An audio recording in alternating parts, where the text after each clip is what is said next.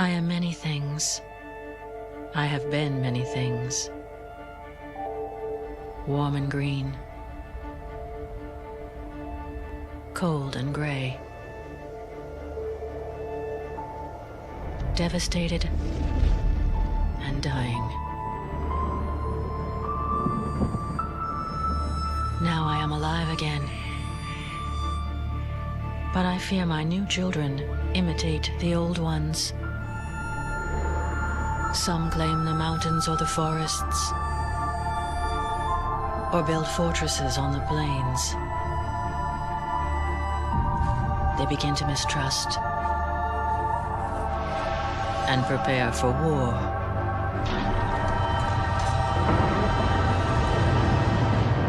Still, I love them as only a mother can, and now I fear for them.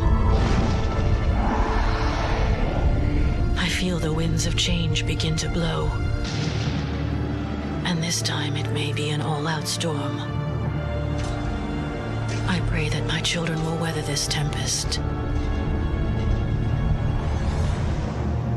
For nothing is immortal, and one day, they may have to survive without me.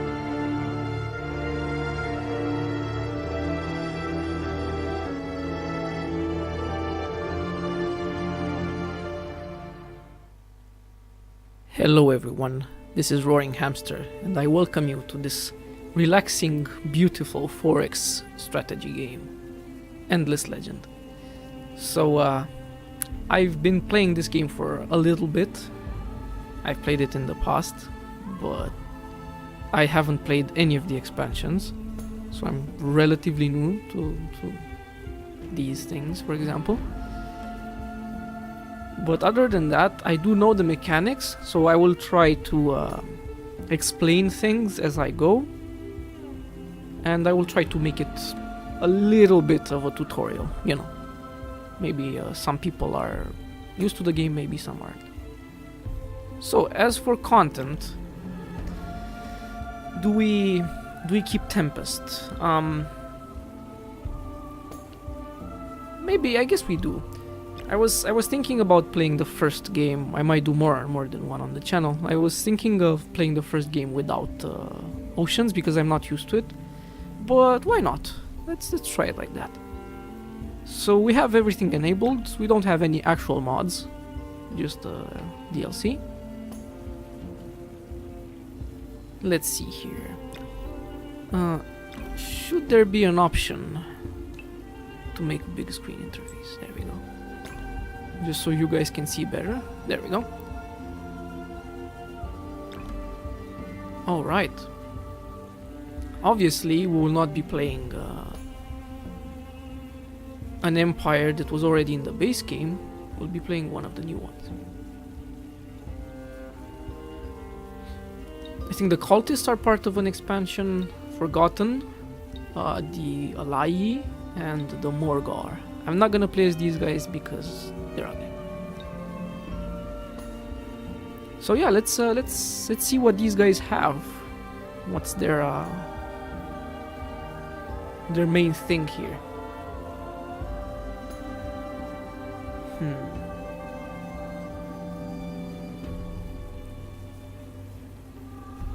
So, spying is also in the game?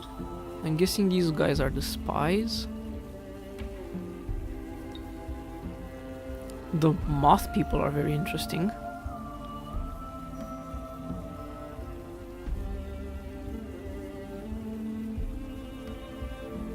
Lost to adopt light or dark form. That is so strange.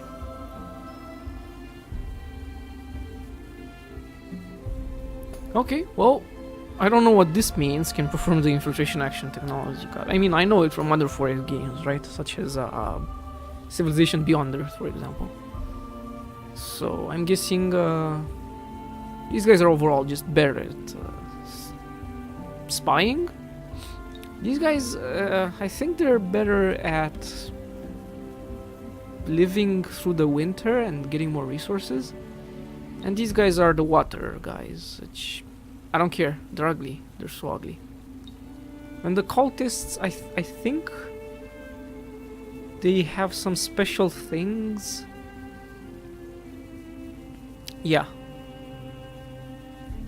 So they generally they get one city, but they can assimilate civilizations in a different way, not actual assimilation. They have some special abilities. We'll see. For now, I think I'm going to play as the Allayi. They're pretty. They're moth people. So yeah. Difficulty normal? Yes. For now. Game speed normal. I don't want to change that. Empires 6 in total. I think I'm fine with that. So, do we want to choose any? Oh, let's choose the ones that are part of expansions, shall we? Okay, and the last ones, let's choose. I like ardent mages and the dragons. Yeah, I like the dragons because you can be buddies with them. Why not? Okay, single player, obviously. Let's see. Well, maybe we should go to advanced settings here. But I think this is generally good. Yeah. Yeah, these are all good. The advanced settings here. I think I would prefer land percentage to be a bit more.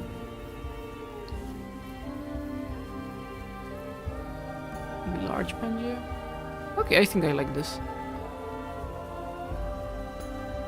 Okay, that's about it. Actually, I don't want to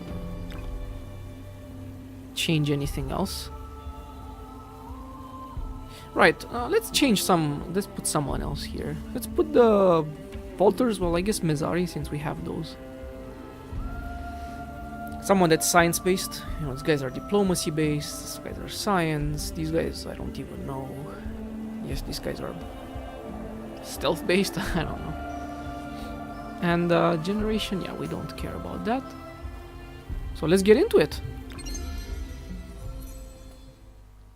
See what we get here. See what these guys can do. The moth bat people. They're very interesting.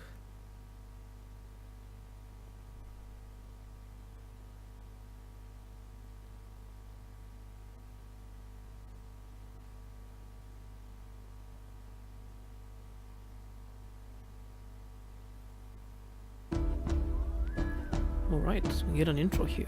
Okay.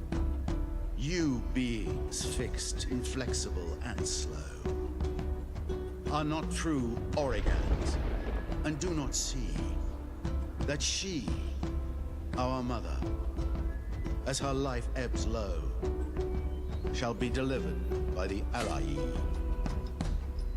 For we, who change, adapt, and persevere, will fight for her survival come what may. So heed these dire warnings most sincere, for ruin comes to those who bar our way.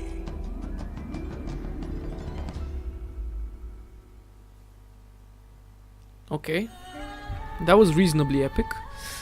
We meet these guys instantly because because that's their special ability, actually, to meet everyone on turn 1. Alright, so yeah, the Mezari. Yeah, this will tell us about everything.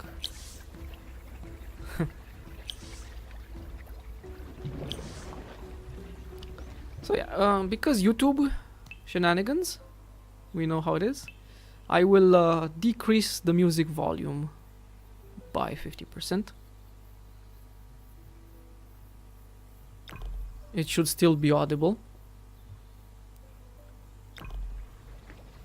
And yeah, let's see what we have here. So apparently they do get settlers. Apparently these guys are in denial. So in case you didn't realize, the person that was speaking in the first intro cinematic is actually the planet Auriga, and she's dying basically. So we have to do stuff, and these guys do not accept the fact that she's dying, so they want to somehow fight for her survival. I don't need hex grid, the hexes are pretty obvious either way. I want this right now when I settle. So this is the FIDC. FIDC stands for food, influence, what else was it? Food industry, diplomacy, science, and influence. So as far as I know, that's only influence is kind of different. Well, I guess influence and diplomacy is different from most 4X strategy games, right? Most 4X strategy games have food, they have production, or industry in this case, and they all have science. I mean.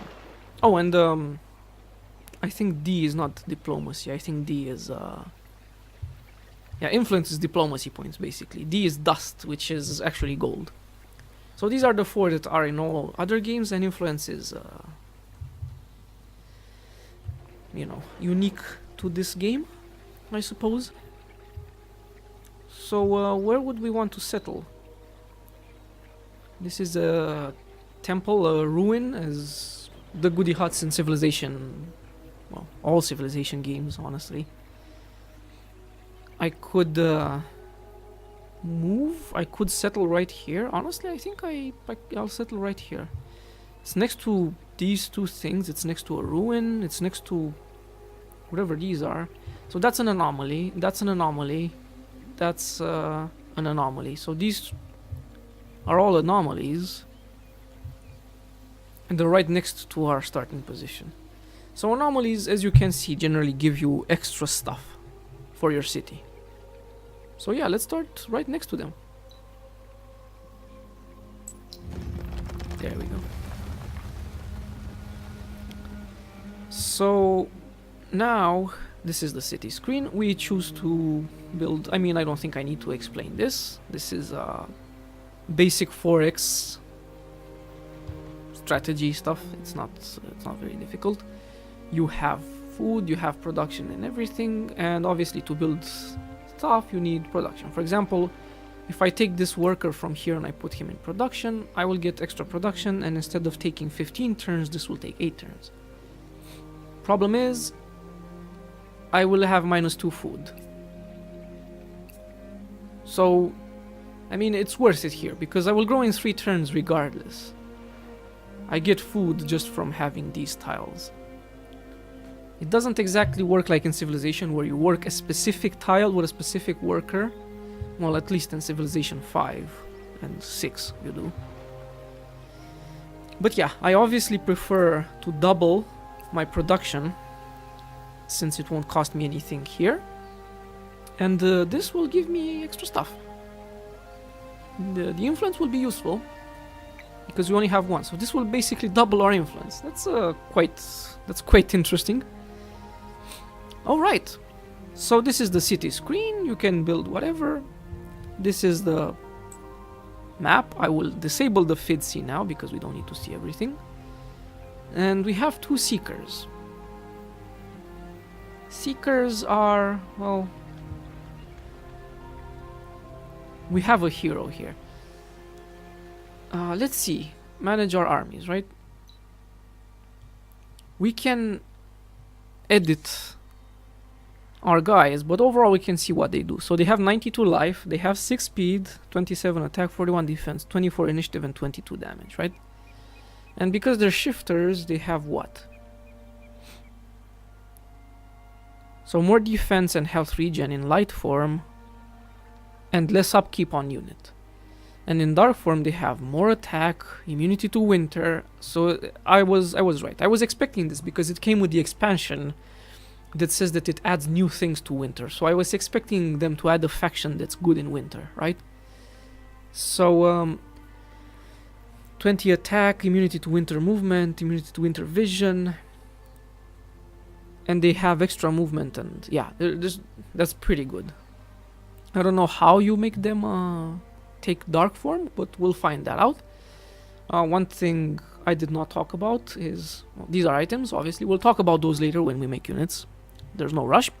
One thing I mentioned but I didn't actually explain to you guys is that this game works in two phases, as it were. Summer and winter. This is summer. Winter will come in 32 turns. We know exactly where it comes. Usually it says between 1 and 50 or something right here, unless you research things. So we know exactly when it's come, maybe because we're the winter faction.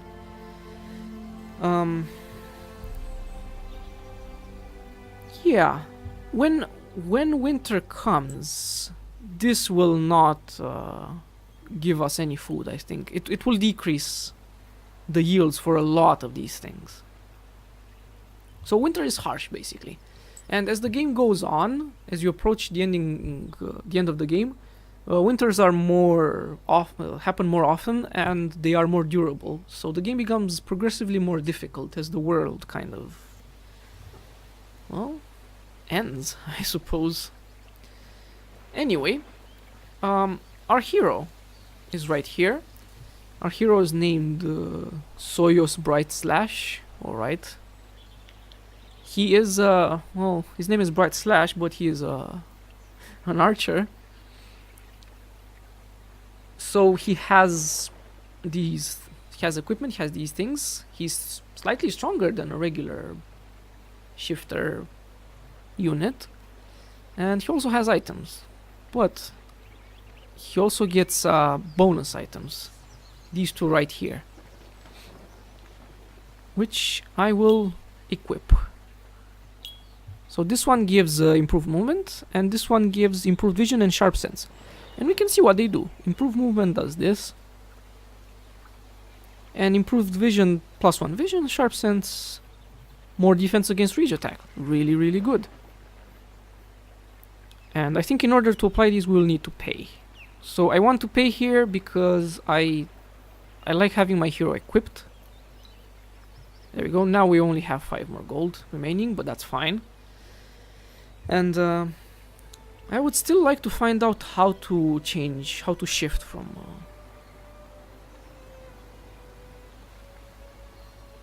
I don't know what this is. I don't know what the Altar of Auriga is. Let's find out.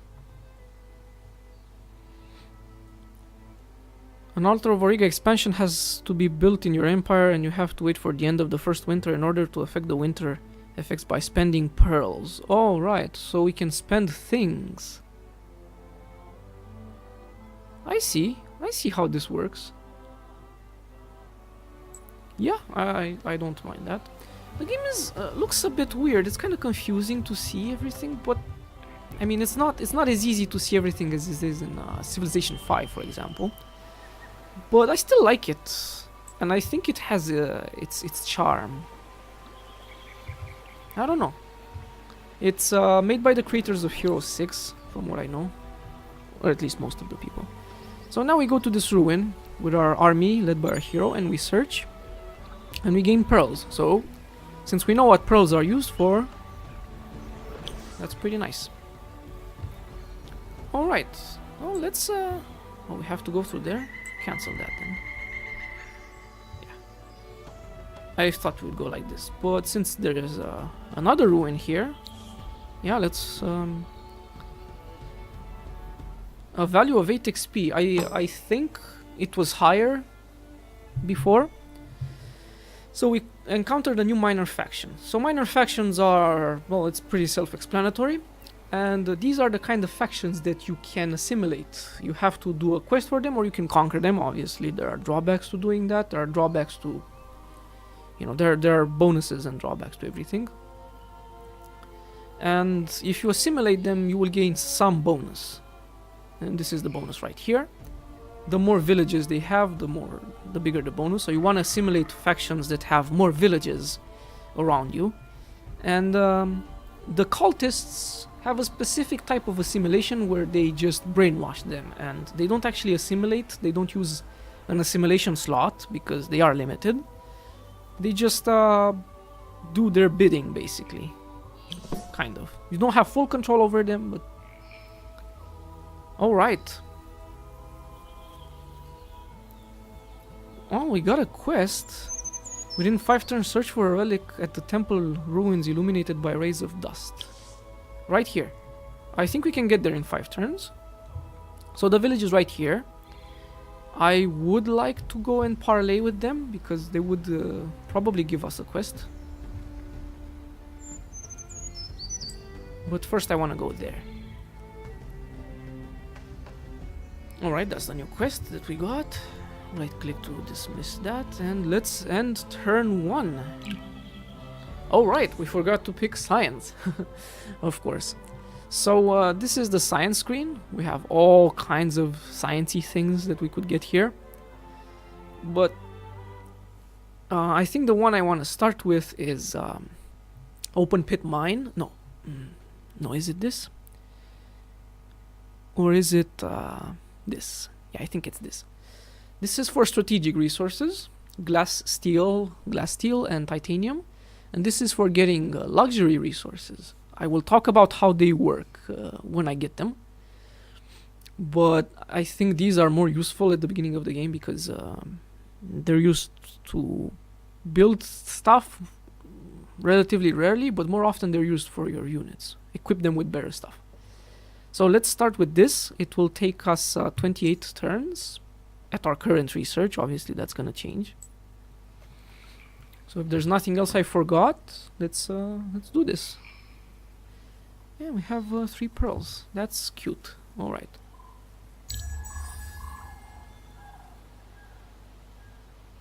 All right, we're on the second turn, and I think this is the main quest for this faction. Man, this faction is pretty, I have to say.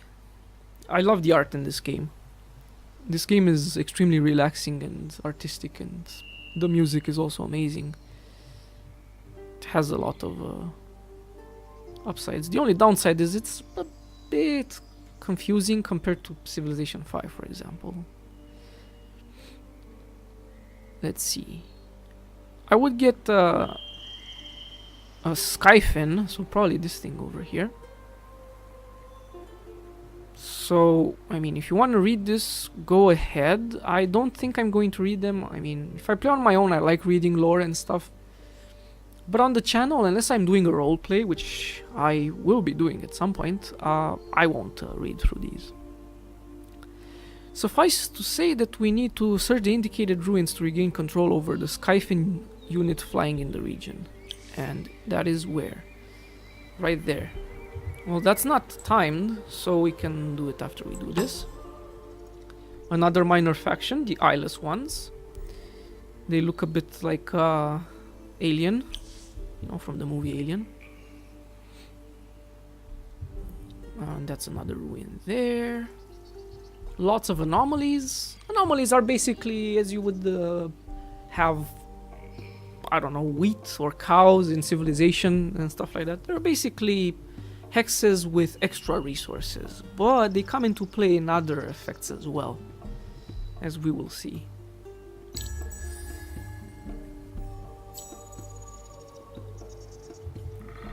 Alright, well, let's get this, and probably the other one as well, and then we'll end the episode. And yes, let's search here. Good that I brought shovels, huh? And I got, what, break wall. So I got a thing that costs 6 titanium, I think that is, for free, basically. And if I go right here, well, I can't equip it on my hero because he's ranged, he's a ranged unit. But I can manage armies right here, and I can tell my seekers to equip this. No, it's a hero weapon. So never mind, I will need a melee hero to equip that. Since we searched it for a quest, I've noticed this happens in the game quite often. Since we searched it for a quest, it wasn't searched completely, so we can search it again. It's a bit weird. So we got 10 spices and 1 pearls. Well, actually, yeah. Let's talk about how luxury resources work now that we have them. So, open the Empire screen, and we have luxury resources right here. The more cities you have, the more luxury resources you spend to use them and get a boost. So, if I boost spices, I will get plus 50% food in the cities, in all my cities, and plus 5, that's, what is it called? Let's see.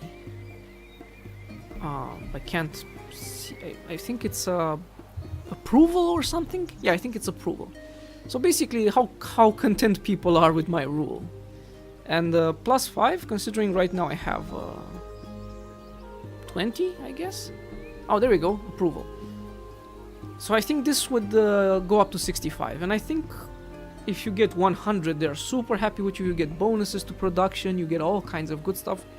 If they're displeased, for example, you can expect people to be displeased with you in a conquered city, right? Then you will get negative effects. So it's pretty straightforward.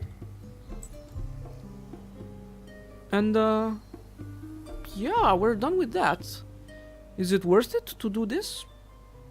I think so. For 10 turns we'd get extra foods. The faster we grow, the better, right? Also, before we end this episode, let's see that our hero gets promoted, shall we? So yeah, level 2. Let's inspect, and we have 3 trees. This is class-based, this is common, everyone gets this, and this is faction-based. So this is the only thing unique to him, basically.